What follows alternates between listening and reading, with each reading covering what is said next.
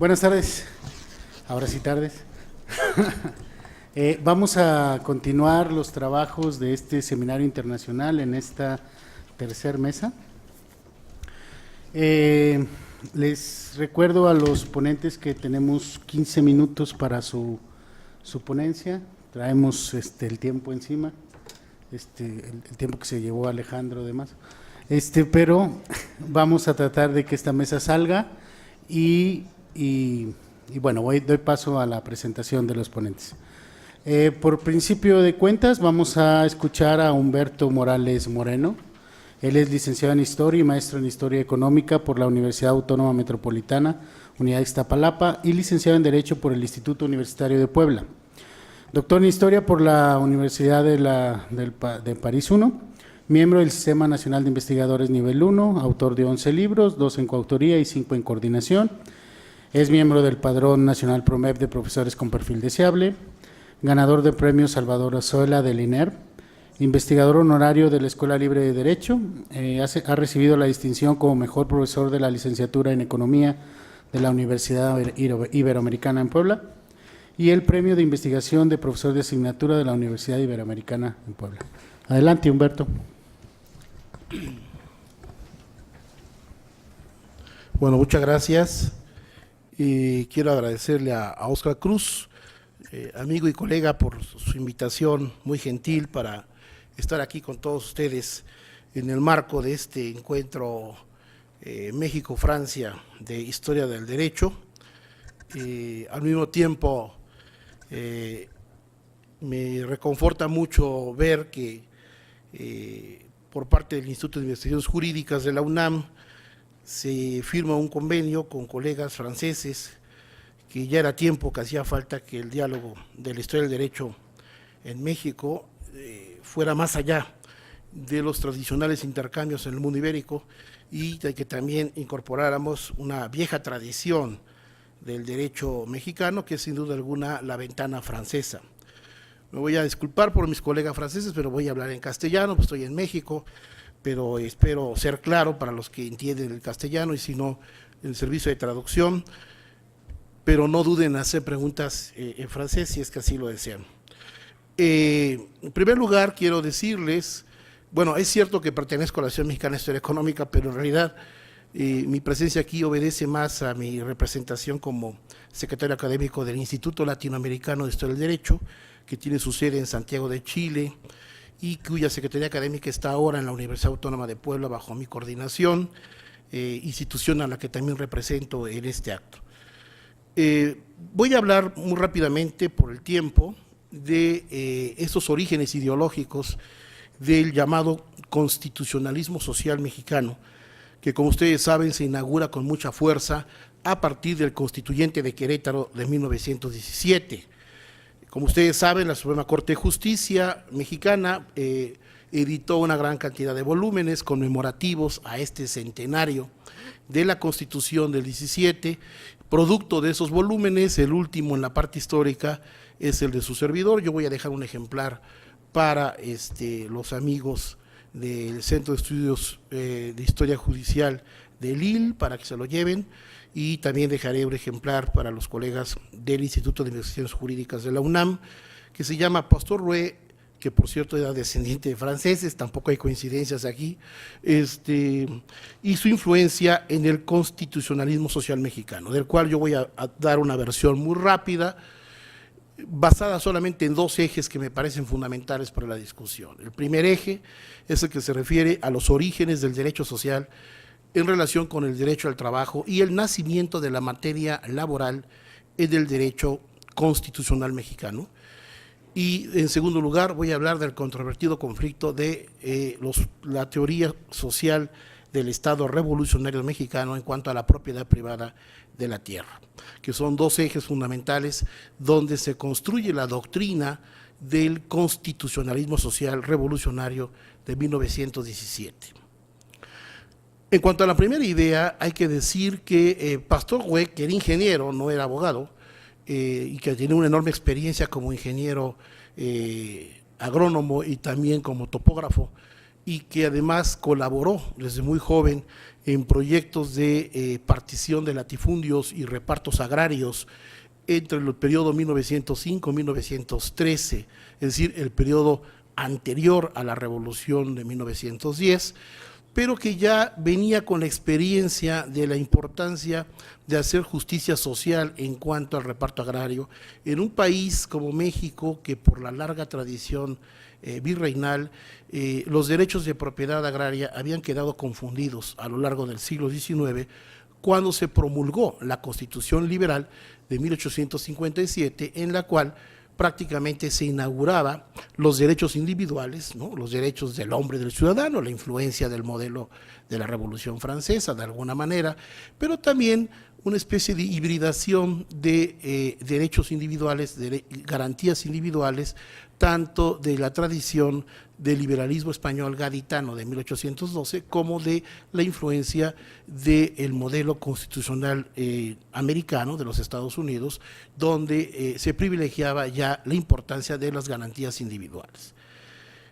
Como ustedes saben, y para mis colegas franceses, la Constitución del 57 fue una de las más radicales en el mundo occidental, porque no solamente enarboló los principios de las garantías individuales, sino que también llevó al extremo los principios de la propiedad privada como un derecho inalienable e imprescriptible, pero también una serie de derechos individuales en un país cuya tradición individualista era muy poca, porque México venía de una tradición de monarquía imperial, de corporaciones, es decir, la corporación indígena, las corporaciones de, el gremio de comerciantes, la Universidad Real, en fin, todas las instituciones jurídicas novohispanas que hablaban de cuerpos y no de individuos.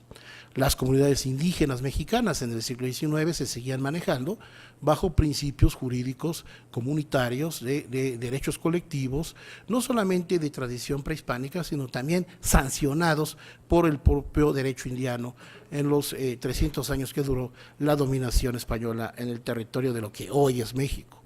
Por lo tanto, la Constitución del 57 fue un parteaguas brutal, porque al intentar instaurar un modelo de derechos individuales y la separación radical de la Iglesia y del Estado como consecuencia de los conflictos de la Reforma, que van a desembocar en la Guerra de 3 años y van a desembocar en esta gran, guerra civil que divide a las élites mexicanas en conservadores y liberales en función del estatuto de la Iglesia Católica como la única iglesia practicante del país, y el modelo liberal que plantean en el 57 la libertad de cultos, la tolerancia religiosa y la propiedad privada. Por lo tanto, en el artículo 5 de la Constitución del 57 se establece el principio de la libertad de trabajo y la libertad de profesión y la libertad de asociación profesional. Por lo tanto, este artículo 5, en teoría, regulaba todo lo que tuviera que ver con derecho del trabajo como una especie de subdisciplina del Código Civil, tanto a nivel de la Ciudad de México como a nivel de los estados de la Federación, en donde los pleitos laborales tendrían que ser pleitos individuales en términos de contrato civil de trabajo.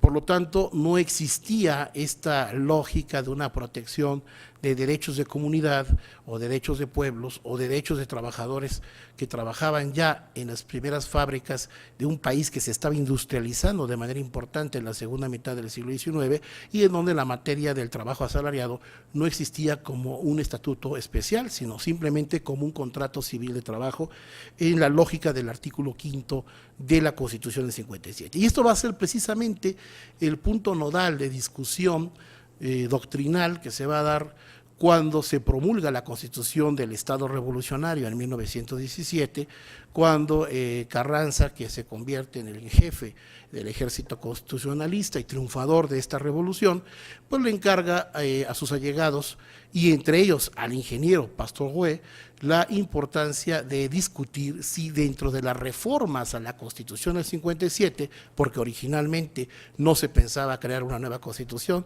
se estaba hablando de reformas constitucionales. Todavía en diciembre de 1916 se discutía el concepto reforma de la Constitución, y cuando Pastor Rué es invitado por Carranza para armar una comisión que estudiara la importancia de que la libertad de trabajo y la protección de derechos colectivos, el problema del trabajo asalariado, pudiera tener una reforma dentro del artículo 5, Rué prácticamente va más lejos por su experiencia como topógrafo, como repartidor de tierras. Fue gobernador provincial de Durango en 1913, pues llega a la conclusión, junto con el grupo de abogados de los que él sí se va a rodear, entre ellos José Natividad Macías, que fue muy importante porque él es el que le da toda la redacción, digamos, doctrinal a lo que va a venir a ser el nuevo artículo 123 de la nueva Constitución, y otros abogados como Victoriano Góngora, que habían sido educados en Europa, sobre todo en Bélgica y en el Imperio Prusiano,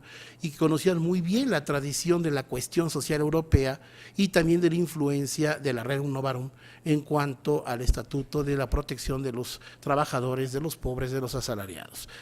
De tal manera que Rué va a juntar prácticamente tres corrientes ideológicas importantes en torno al nacimiento del artículo 123, esto es, el artículo que consagra los derechos laborales de los trabajadores mexicanos, y por lo tanto va a inaugurar una nueva materia, quizás sin proponérselo, la materia del derecho laboral mexicano, que se inaugura con el artículo 123. La primera corriente ideológica importante a destacar aquí es la de la cuestión social europea, que ya se discutía en Europa desde la segunda mitad del siglo XIX, y que en el caso mexicano el concepto de la cuestión social nos va a llegar por la corriente de los publicistas chilenos que a finales del siglo XIX empiezan a redactar ya en periódicos en Santiago de Chile el debate de la cuestión social por el tema de los trabajadores de origen italiano y alemán que estaban llegando a las minas chilenas en la segunda mitad del siglo XIX y que empezaban a protestar ante la necesidad de sindicarse, ante la necesidad de tener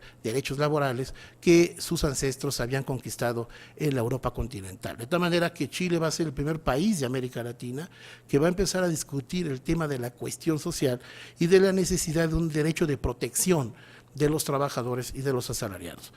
Esa corriente en México va a tener dos ramas importantes. La primera es alimentada por la Rerum Novarum, la recepción de la Rerum Novarum, 1891 en México, que de parte de algunos clérigos, sobre todo jesuitas, van a difundir en el estado de Michoacán una serie de textos muy interesantes acerca de la necesidad de que se protegiera el trabajo asalariado, que se protegiera la vida y la salud de los trabajadores, y entonces retoman de la Rerum Novarum este capítulo de lo que va a venir a ser la futura previsión social del trabajo asalariado, de los servicios de salud, de la cesantía por vejez o por accidente laboral, etcétera, etcétera. La otra rama, diferente a la Rerum Novarum, va a ser la rama del anarquismo y del socialismo libertario, que en México fue muy importante y que tuvo a su principal exponente, no el único, pero sí el más famoso, a Ricardo Flores Magón. Cuando Ricardo Flores Magón publica en 1912 en su periódico Regeneración el manifiesto llamado La Cuestión Social, que así se llamó el título de esa publicación de Ricardo Flores Magón, fue el primer pensador mexicano radical que explica en esa edición de Regeneración la importancia de que México retomara el debate de la cuestión social, pero ya no con los ojos de la Iglesia Católica, no con los ojos de la Rerum Novarum, sino con los ojos del anarquismo libertario, y por lo tanto ahí sí se propone en ese documento la necesidad de una reforma estructural del Estado mexicano y de una reforma constitucional en la cual se buscara la protección del trabajo asalariado y de que se vinculara la protección del trabajo asalariado con otros derechos sociales como el derecho a la educación, el derecho a la salud, el derecho a la cesantía y otros derechos más derivados que no podían ser contenidos en las garantías individuales liberales de la Constitución del 57. Y por lo tanto, Flores Magón hacía el llamado a la necesidad de transitar a un derecho de transición de protección social fundamental. La tercera vía que Rue va a retomar dentro de esta amalgama de influencias va a ser la propia tradición mexicana local de algunos gobiernos estatales que antes del periodo revolucionario ya habían empezado a legislar la materia del trabajo y la creación de unas famosas juntas de conciliación. Estas juntas de conciliación, el término viene de la renovaron otra vez, pero lo van a adaptar algunos gobernadores en algunos estados para intentar hablar de la necesidad de la mediación en materia de conflictos del trabajo a través de juntas especiales que pudieran dirimir la situación entre patrones y trabajadores en una primera instancia a través de estas juntas de conciliación. De tal manera que el estado de Nuevo León, el estado de Hidalgo, Puebla, Yucatán, ya entre 1911 y 1914 están hablando de juntas de conciliación y de la necesidad de establecer mecanismos de justicia alternativa, de mediación para resolver los conflictos laborales. Esto también lo va a retomar Pastor Rue en el proyecto, cuando él mismo crea el proyecto de las juntas de conciliación y arbitraje, que finalmente van a quedar en la Constitución de 1917 en el artículo 123 constitucional. Para entonces con la otra beta importante de los orígenes ideológicos de la creación de un constitucionalismo social mexicano, tenemos el álgido tema de los derechos de propiedad. Esto es un tema de dolor de cabeza permanente hasta el día de hoy, que puede dar para un debate exclusivamente sobre el tema. Pero yo solamente les quiero decir, está en el texto, en el libro que les voy a dejar, que Pastor Rue, me parece, es mi hipótesis, es la que manejo en el libro, me parece que es el verdadero fundador de la tesis del Estado revolucionario mexicano de redactar en el artículo 27 constitucional de la nueva Constitución el principio de la rectoría económica del Estado en materia de propiedad. Es decir, cuando se discutió entre los abogados doctrinales en el Constituyente de Querétaro que el principio de que la propiedad privada es un derecho natural y por lo tanto si es un derecho natural no tenía por qué estar sujeto a ninguna legislación normativa como la que se estaba proponiendo en el Congreso, Rue sale al quite y dice, señores, yo estoy de acuerdo con ustedes que la propiedad es un derecho natural, me parece muy bien.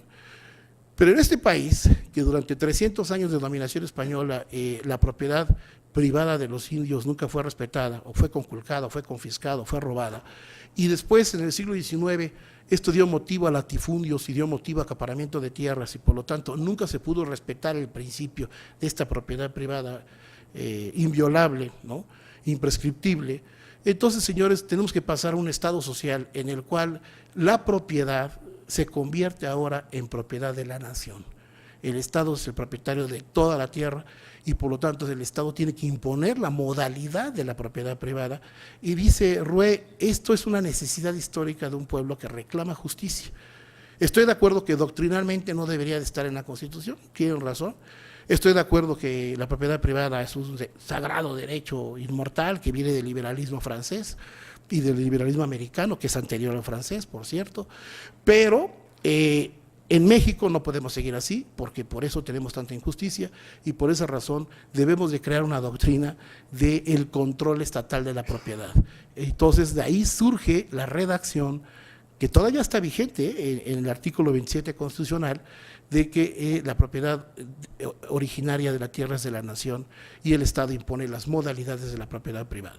Hay todo un debate con algunos colegas juristas que comentan que este principio de la propiedad originaria está anclado en la tradición del derecho indiano, del derecho castellano en Indias, en fin, de estas propiedades del rey, de las mercedes reales. Realmente creo que no es así. Y el mismo Rue lo tenía bastante claro. Una cosa era la propiedad de los indígenas, propiedad de los indios, de las comunidades, que siempre fueron respetadas a través de los títulos primordiales por la corona y por lo tanto pasan en el siglo XIX como propiedad privada, no como propiedad del Estado. Y otra cosa es la intervención del Estado para crear una especie de paternalismo social para tratar de promover una justicia social desde arriba, que es lo que hace o lo que intentó hacer la Revolución Mexicana en materia constitucional. Lo voy a dejar aquí porque hay muchas vetas para la discusión, me quiero ajustar al tiempo estricto que me han dado los organizadores y bueno, pues también les dejo este libro para que sea parte de la discusión en el futuro. Muchas gracias.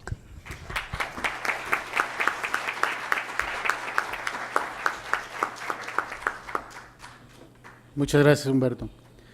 Ahora va a ser el turno de Tanguy Lemarque Adou, maestro de conferencias en Historia del Derecho, decano de la Facultad de Derecho de Douai, miembro del Centro de Historia de la Judicatura, vicepresidente de la Sociedad Internacional de Historia del Derecho de los Países de Picardía, Flandes y Valonia, miembro del Grupo de Investigadores Europeos en Historia de la Justicia Criminal. Su especialidad es en la historia de justicia penal, el derecho de las personas y familia. Adelante. Merci, les agradezco mucho. Les deseo también a ustedes una excelente tarde. Bueno, ahora me encuentro en una elección difícil en el plano lingüístico, puesto que no sabía que había traducción, así que yo preparé mi ponencia en español. Voy a hacer la ponencia en español. Pero me cuesta lo entender, lo hablar. Debo leer un papel. La codificación del derecho es en los siglos XVII y XVIII una de las características del derecho penal clásico. En un plano político permite un poder legislativo centralizador imponer en un solo texto una orden jurídica a una nación unificada. El código, además, se convirtió en el soporte de una reforma que se hace sentir sobre todo el siglo XVIII en materia penal. La confección de códigos penales se convierte entonces en una prioridad, vinculados al sistema político. Los códigos van a sucederse en la Europa de los siglos XVIII y XIX a merced de los cambios de regímenes. Esta estrecha relación que existe entre los códigos y el sistema político lleva entonces a preguntarnos sobre su proceso de realización autoritario o liberal y sobre el papel de los actores de la codificación. El papel preponderante de los políticos, la voluntad activa, parece evidente. El de los juristas, expertos de la ley, también lo es. Pero, ¿de qué juristas se trata? ¿De espíritus independientes, de auxiliares serviles del poder, de teóricos, de abogados o de magistrados? Los abogados representaban el grupo profesional más representativo de los movimientos políticos liberales del siglo XVIII y del siglo XIX en Francia. Constituidos en orden desde el fin del antiguo régimen con un espíritu independiente, participan desde el principio en el siglo XVIII en las disputas que oponen el rey y el mundo judicial. Su papel durante la revolución es preponderante, pero la orden está suprimida. Reconstituido bajo el imperio en 1810, bajo la tutela del poder, este grupo profesional se vuelve políticamente muy activo después de la caída del imperio en 1815.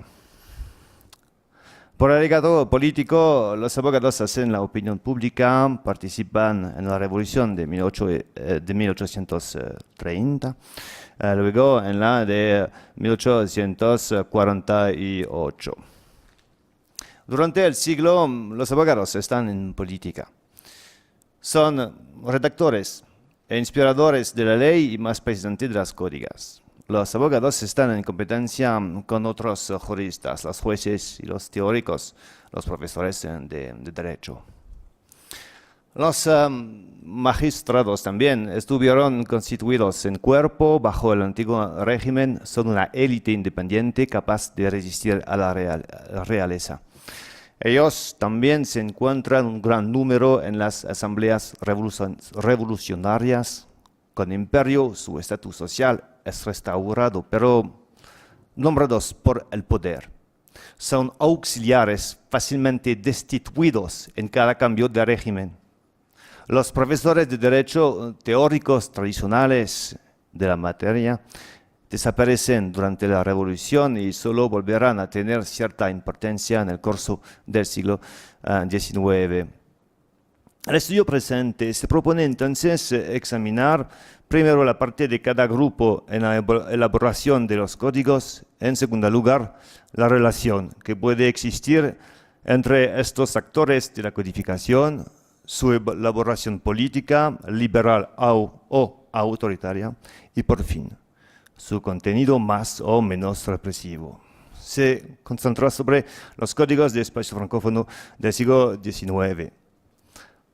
Los códigos penales franceses tienen un efecto, una importancia particular. El código de 1791 es el primer código liberal creado por una asamblea revolucionaria. El Código Penal de 1810, obra del régimen consular, luego imperial de Bonaparte, es el arquetipo del código autoritario. La importancia de estos códigos se debe también a su exportación forzada a Europa por las conquistas napoleónicas. La legislación francesa fue impuesta en el oeste de Alemania, en el norte de Italia, en Bélgica y Holanda. Los códigos franceses son unos modelos tanto de admiración como de rechazo. Bélgica, entonces independiente, se desplazará de esta herencia. En 1877 promulgará el primer gran código liberal del siglo XIX. Parte 1. Los juristas en política, el código de 1791. En el antiguo régimen en Francia, ni el rey ni los juristas reclamaban realmente la redacción de un código penal. La iniciativa viene más bien del movimiento reformador. Los numerosos planes de reforma, inspirados en Voltaire o Beccaria, aparecen entonces durante 10 años antes de la Revolución. Son escritos por jueces o abogados, pero no solo por juristas. En efecto, la cuestión es filosófica y política. Las respuestas a menudo ingenuas y poco originales. Algunos de estos autores se volverán diputados en las asambleas revolucionarias. Después del choque provocado por la Revolución Francesa de 1789 y la transformación de los estados generales tradicionales en Asamblea Nacional Constituyente, un nuevo método es utilizado de índole más política que jurídica. Sigue siendo el primer modelo de codificación liberal. En primer lugar, el procedimiento confunde en el mismo cuerpo la voluntad política y la realización técnica. El código fue así la obra de una asamblea elegida que nombró sola una comisión con el fin de elaborar un anteproyecto. Este fue discutido en un debate contradictorio de varios meses, animado por un verdadero partido de la reforma criminal. Teóricamente, el procedimiento excluía a los juristas de la profesión. La ley está hecha por ciudadanos que representan a la nación. La revolución desconfiaba de los juristas acusados de desnaturalizar la ley. Pero sociológicamente los diputados eran unos juristas de profesión, lo que explica posiblemente su capacidad de dictar la ley.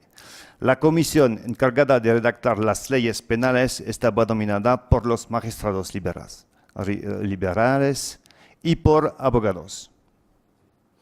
El código es un código político y filosófico hecho por abogados y jueces entrados en política. Este código de abogados y jueces es sin embargo muy original, técnicamente muy imperfecto. Planteará numerosos problemas prácticos. Sin embargo, desde el punto de vista político y filosófico es un acierto.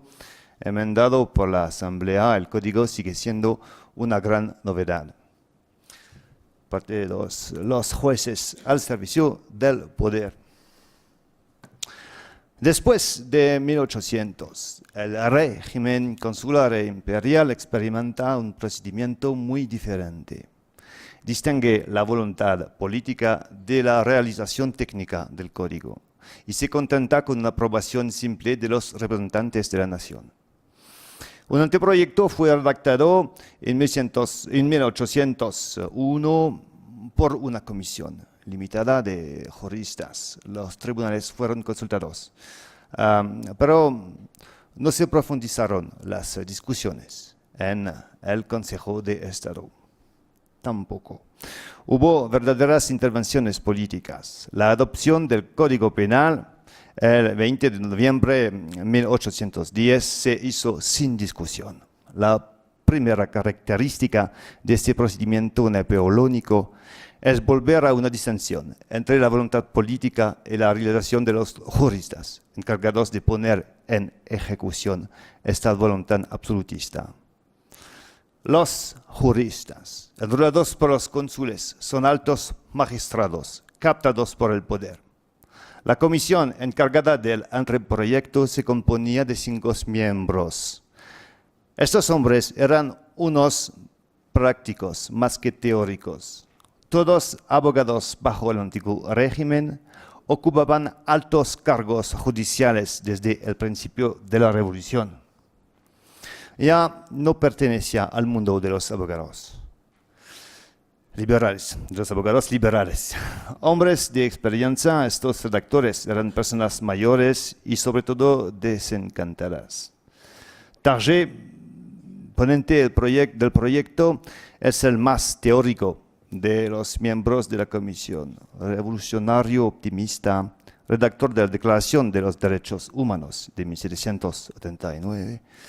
Fue miembro del Comité de Legislación Criminal de la Asamblea Constituyente, pero perdió confianza en el hombre. No cree en la enmienda de los criminales. Nacidos de una raza bastardeada, hay que contenerlos por el terror. El proyecto de código está impregnado de este pesimismo, pero las influencias doctrinales directas son difíciles de establecer. Ventamo. El Consejo de Estado consultado consta también de hombres de toda tendencia política reunidos al imperio. Son antiguos abogados, pero sobre todo altos magistrados. Después, los tribunales fueron consultados. Los jueces, nombrados por el poder, aprobaban la evolución del código hacia la seguridad pública y su promesa de un orden restaurada. Técnicamente satisfactorio, el código está políticamente al servicio de un Estado fuerte y autoritario. El código, no obstante, sigue siendo una obra de compromiso.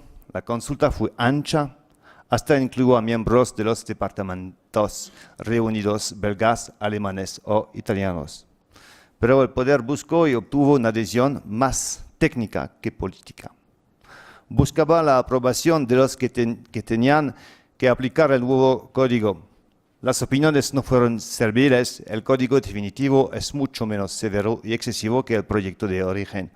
En la continuación del absolutismo francés, Napoleón, de este modo, consiguió imponer la primacía de la ley y el código de la seguridad del Estado. Venció la resistencia de los jueces, convertidos en auxiliares del poder. Ignoró también a los abogados, cuya orden todavía no está reconstituida. La representación política es totalmente muda, tampoco acudió a teóricos totalmente ausentes de una época sin doctrina y sin profesores. El código se convertirá pronto en el código del déspota. La parte 3. Después de la caída del imperio, la restauración monárquica verdaderamente no modifica el Código Penal destinado a tranquilizar la sociedad burguesa y conservadora. Pero la renovación de las universidades, el interés por la doctrina extranjera, conduce a una renovación de las ideas en toda la Europa romántica. En Francia, la crítica es fuerte desde la Restauración, con la aparición de los primeros tratados y los comentarios del Código Penal. Sus autores, magistrados o profesores de derecho, plantean las primicias de la escuela neoclásica. Esta doctrina es políticamente liberal. El neoclasicismo quiere limitar el número de compartimentos castigables, estrictamente definiendo las infracciones. Preconiza la moderación y la humanización de las penas, que así serán más eficaces. Confía también en la enmienda del individuo oponiéndose a las penas de eliminación. Sin duda, romántica también. La doctrina quiere tomar en consideración el móvil noble o vil de la infracción. Esta doctrina va a encontrar los intereses de los abogados liberales que obran a la caída de la Restauración. La revolución de 1830 los lleva al poder. El código tiene que rehacerse. Borrar la mancha original del código, fruto de un régimen despótico, requería la colocación de un procedimiento parlamentario. El gobierno era consciente de las dificultades que presentaban el parlamentarismo para la realización de un nuevo código.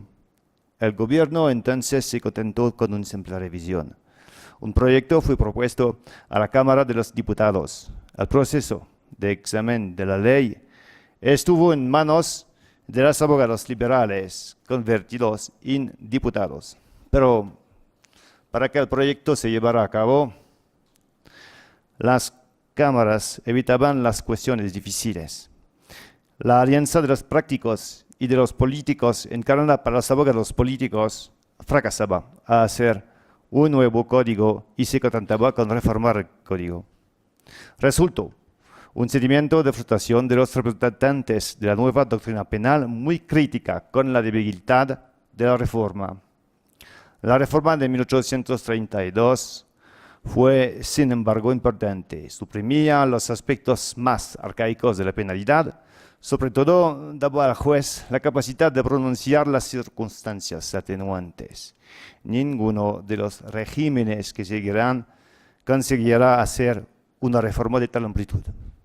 Pero para satisfacer la doctrina había que entregarla en el proceso. El recurso al teórico.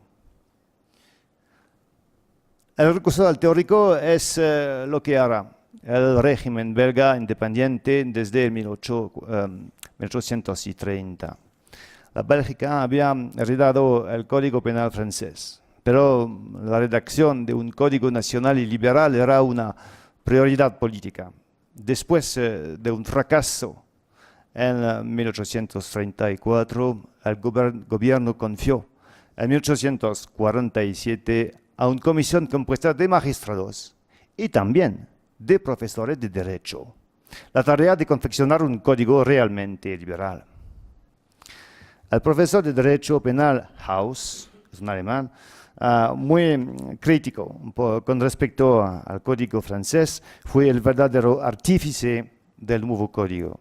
Sin embargo, los prácticos nos desaparecen del proceso de codificación. Una asamblea compuesta de abogados votó el código en 1867. Este código penal belga es sintomático de la actitud de los poderes con respecto a la codificación de mediados del siglo XIX.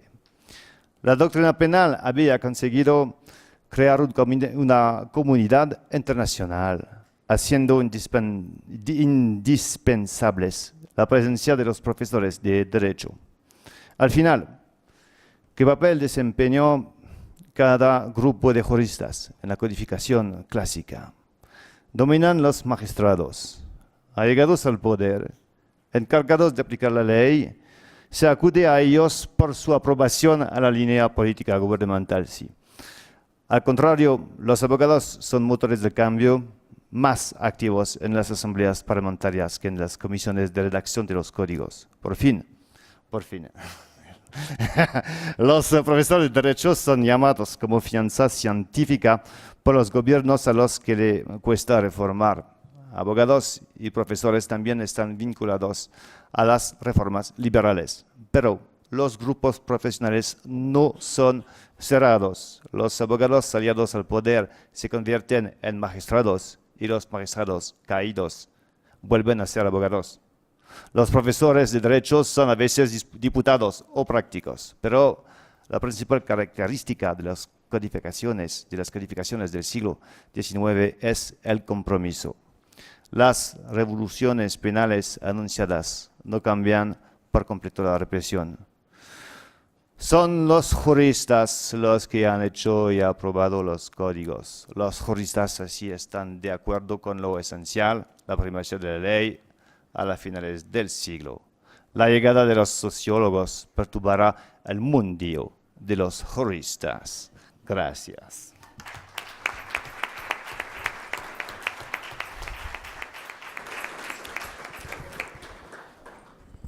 Pido disculpas por mi interferencia, pero es difícil este papel.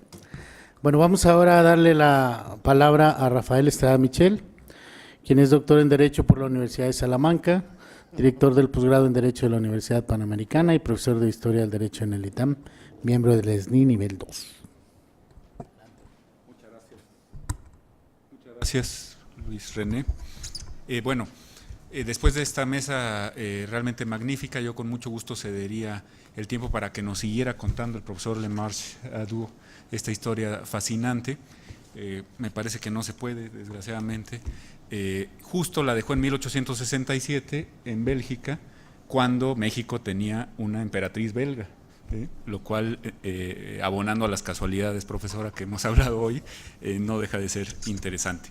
Pero bueno, yo, con el perdón del auditorio y de alumnos y alumnas que ya han escuchado esta historia de manera muy cansada, me gustaría explicar, agradeciendo a la Universidad Nacional y a la Universidad de Lille la invitación, me gustaría explicar por qué considero que hoy por hoy, para la formación de las juristas y de los juristas, no hay nada mejor que la tan depreciada, tan vilipendiada, tan poco comprendida ius historia, historia del derecho. Yo creo que para la formación de los abogados, para el pluralismo jurídico, no hay mejor instrumento que la historia jurídica, y procedo a demostrarlo. Además, creo que no sé qué tan consciente o inconscientemente el poder constituyente mexicano a partir de 2011 nos ha dado la razón a los profesores de historia del derecho. Y tengo dos frases con las que me gustaría comenzar. Una, vuelvo al tema de las casualidades, doctora, viene de un historiador del derecho también florentino, que además ahora es presidente de la Corte Constitucional Italiana, nada más y nada menos que don Paolo Grossi, que escribió esta pequeña, bueno, muchas, pero esta pequeña obra de arte que se llama Mitología Jurídica de la Modernidad, y el prefacio dice lo siguiente: el historiador del derecho viene a turbar la tranquilidad de los juristas continentales, que con frecuencia se asemeja a una soñolienta inmovilidad. Me gustaría que esta pequeña contribución sirviese para la adquisición de una conciencia culturalmente más compleja, subrayo compleja, de los hechos.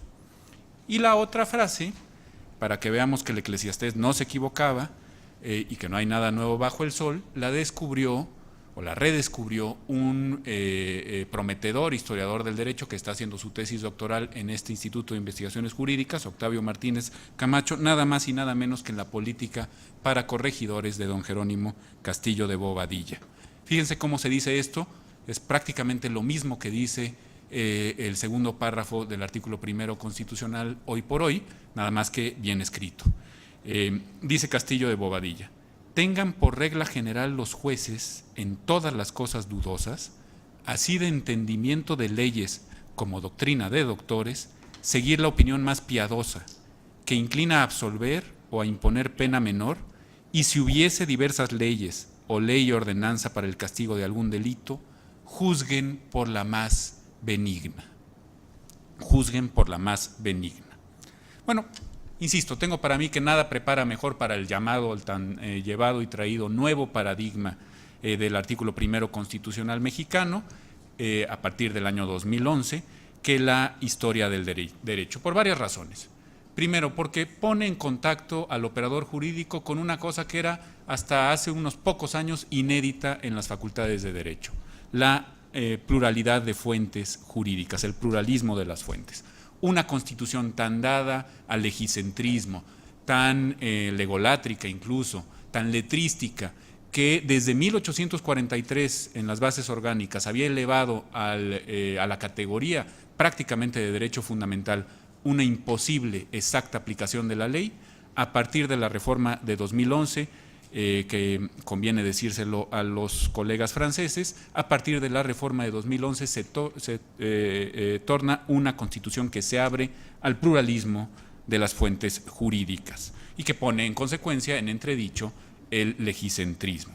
En segundo lugar, la historia del derecho, esa saludable escuela de relativización que decía otro jushistoriador, también presidente de una Corte Constitucional Europea, Francisco Tomás y Valiente. Bueno, la historia del derecho nos inocula contra la idea de que todo el derecho procede del Estado y necesariamente del Estado. Es decir, la característica de la extraestatalidad del derecho también queda muy bien establecida por los cursos de historia jurídica.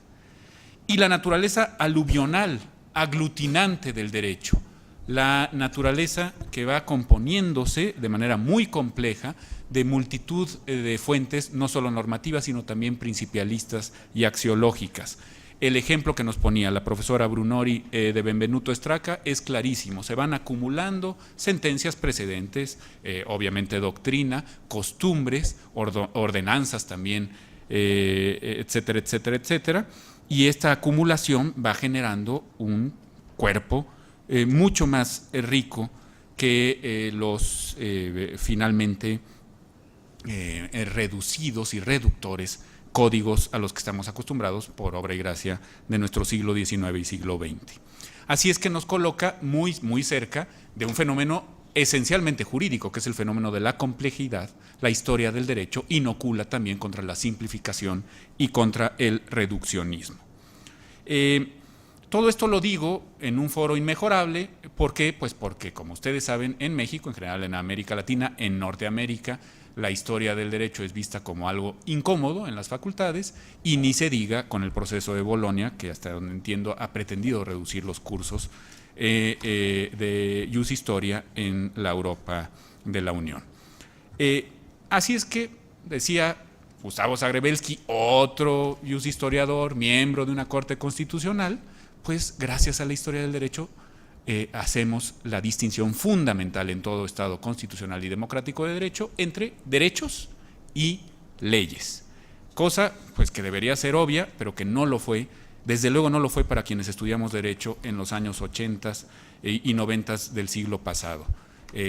No hace tanto tiempo, quiero yo creer, y sin embargo no entendíamos, porque no nos lo enseñaban, salvo contadas excepciones aquí presentes algunas de ellas, que el nombre del juego es complejidad. Complejidad.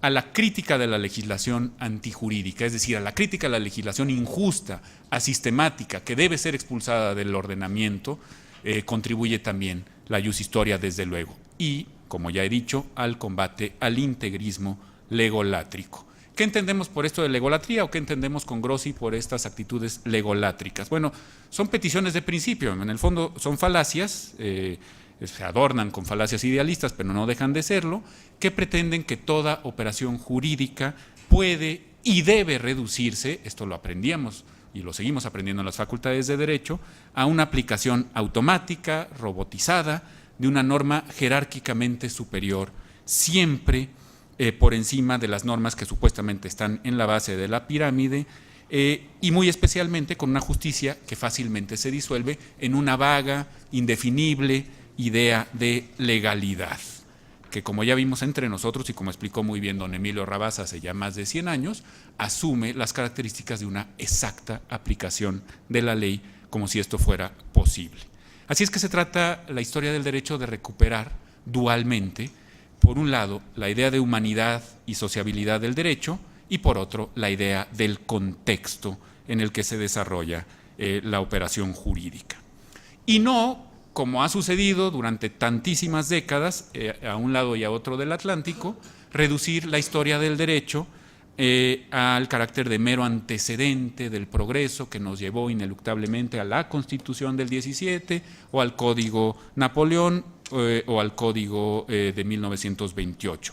Toda tesis profesional que se respete, lo sabemos, en nuestros países, comienza con un capítulo, a veces inocuo, completamente inútil, pero en fin, un capítulo de antecedentes históricos.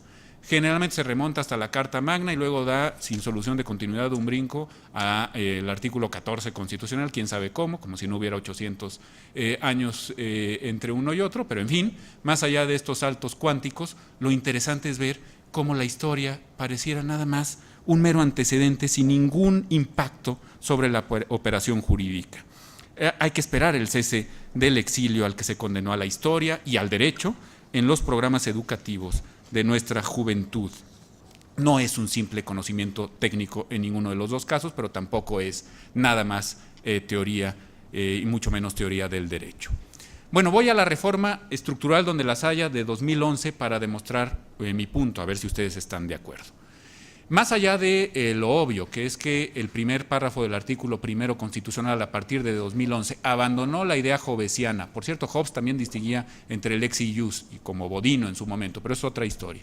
Abandonó el paradigma hobbesiano para reconocer algo más rusoniano, quizá hasta lockeano, de el reconocimiento de derechos que son preexistentes al Estado y que por lo tanto no se nos pueden conculcar en ningún caso, pero más allá de esto que es más que historia del derecho, teoría política, lo que me interesa es el segundo párrafo del artículo primero constitucional, que hoy por hoy dice que esta Constitución, esos 136 artículos más los transitorios y los tratados y convenciones suscritos por el Estado mexicano en materia de derechos humanos deben ser tomados en igualdad jerárquica en cuenta a la hora de resolver los problemas que obviamente se refieren a los derechos universales, indisponibles, fundamentales, incondicionados, que son los derechos humanos. Pero más importante aún para el pluralismo y para la horizontalidad de las fuentes del derecho basado en nuestra experiencia, me voy a atrever a decirlo, incluso nuestra experiencia indiana del derecho. Hay que elegir, todos los operadores jurídicos están obligados a elegir en una situación de conflicto entre normas constitucionales o convencionales, aquella que de manera más cabal, más completa, proteja los derechos de las personas. Es decir, el famoso criterio pro persona. Bueno, yo sostengo que no solamente se tiene que encontrar el criterio, sé que esto no es pacífico, no solamente se tiene que encontrar el criterio pro persona, más proteccionista, más garantista, en la Constitución o en las convenciones que en materia de derechos humanos suscriba el Estado mexicano. Creo, por virtud de otro artículo que también le da la razón a la historia del derecho, otro párrafo, perdón, del propio artículo primero, que es el quinto párrafo, la prohibición de toda discriminación negativa, creo que para evitar discriminar a cualquier persona, siempre se tiene que operar jurídicamente buscando la solución que de manera más amplia proteja sus derechos. Si esta solución está debajo de una piedra o está en el reglamento de tránsito de Tinguindín, Michoacán, o está en una constitución local, pues hay que ir y aplicar esa solución. Pero bueno, comprendo que esto no es pacífico, lo cual de todas formas no subvierte la tesis que estoy tratando de mostrar.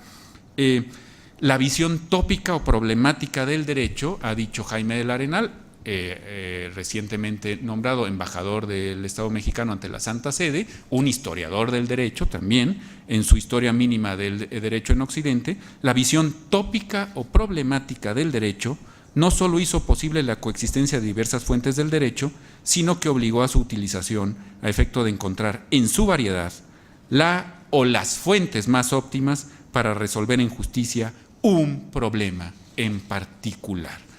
Es decir, el absolutismo legislativo ya no se sostiene por ningún lado, comienza a ser abandonado por lo menos en la sede nacional, en la sede de la Constitución General de la República, y la historia del derecho brinda al profesional del derecho herramientas más que apreciables para este abandono.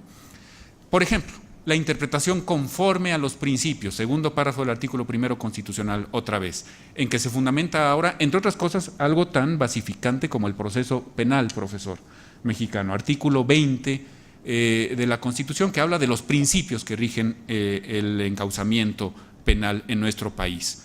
Bueno, esto refiere inmediatamente a varios pasajes del digesto, a varios pasajes de las partidas, incluso, si me apuran tantito, hasta de las leyes de Indias. Dice Grossi, ha destacado Grossi, fíjense lo significativo que es el empleo en la Constitución italiana del 48, igual que ahora en nuestra Constitución a partir de 2011, del verbo reconocer, como si deseara remarcar, vuelvo al juez Grossi, que el Estado no concede, sino que reconoce, es decir, lee en la trama social y traduce en forma de ordenamiento y regulación la vida social de los ciudadanos. Santi Romano. Este es el carácter posmoderno de la nueva Constitución.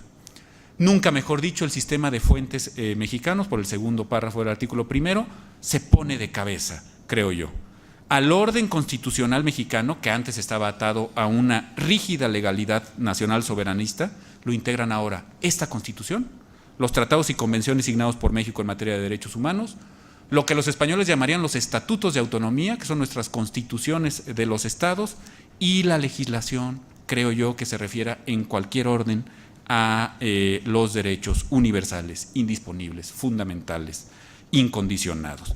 A todo eso hay que aplicarle necesariamente los criterios pro persona y pro dignitate. Yo no sé si esto les recuerde o no sus cursos de historia jurídica, sus cursos de derecho romano, las secciones dedicadas al jus honorarium, al jus común europeo en su taller sapiencial, al derecho indiano. A mí sí que me lo recuerda. Hay que identificar la prerrogativa fundamental, aplicarle los principios, no las normas, los principios de progresividad, integralidad, interdependencia y tornar a garantizar, esto dice la Constitución, es obligación de todo servidor público, garantizar su respeto, promoviéndolos, es decir, cultivando a la población en la necesidad de su observancia irrestricta y extendiéndolos sin miramientos a la totalidad de los habitantes del país. Principio pro dignitate, quinto párrafo del artículo 1 constitucional, que empieza con la típica tortura para todo estudiante del derecho, como los actos de comercio en el Código de Comercio, ¿no? Que te dicen, bueno, apréndetelos de memoria, son actos de comercio tal, tal y tal, y luego viene la cláusula que de veras dices, bueno, ¿para qué ocupé tanto espacio en mi memoria RAM de mi ordenador si resulta que la cláusula final dice, y cualquier otro que reputen como tal las leyes? Bueno, hubiéramos empezado por ahí, ¿no? O las facultades del Congreso. Son facultades del Congreso mexicano tal, 30 fracciones y al final, y cualquier otra que se requiera para que los poderes de la Unión puedan ejercer sus facultades. Bueno, por ahí hubiéramos empezado. Lo mismo aquí. Queda prohibida toda discriminación negativa, se entiende, por origen étnico, por edad, por discapacidades físicas, por género, por orientación sexual o por cualquier otra que tenga por objeto menoscabar los derechos y vulnerar la dignidad humana. Principio pro dignitate en el sentido kantiano, en el sentido de Occam también, criterio pro dignitate. Esto es lo que realizaba Castillo de Bobadilla, y con esto termino. Lo que hoy realizan los historiadores del derecho en sede de cortes constitucionales, y a lo que estamos obligados por el texto constitucional, los constitucionalistas finalmente después de 200 años terminaron dándonos la razón, lo que estamos obligados a hacer en cualquier sede. Un gran profesor de esta Facultad de Derecho y del Instituto de Investigaciones Jurídicas, don Rolando Tamayo y Salmorán, ha demostrado esto con prístina claridad. En la Baja Edad Media, esta operación jurídica la realizaba el jurista entre el derecho común romano y canónico y el derecho particular, constituciones, ordenanzas, costumbres, normas corporativas, usos comerciales. Esta nueva era del derecho mexicano, que ya no es tan nueva, ya estamos en 2017, ya son 6 añitos, ya salió la primera generación de juristas formados en ello, requiere de científicos. ¿Y qué es esto? Volviendo a Grossi. Pensadores críticos dotados de autonomía intelectual, de una furibunda independencia, de férrea indocilidad ante el poder fáctico o legal y de apertura hacia el complejo mundo de las fuentes jurídicas. Mi maestro salmantino, don Benjamín González Alonso, que hizo una glosa inmejorable precisamente a la política de corregidores, lo decía así en una entrevista que no tiene desperdicio y con la cual concluyo: conectar la indagación de las implicaciones menos visibles del derecho con la permanente preocupación por el conocimiento de la sociedad y de las diversas manifestaciones de la cultura. Hacernos cargo, pues, de la complejidad del fenómeno jurídico. Muchísimas gracias.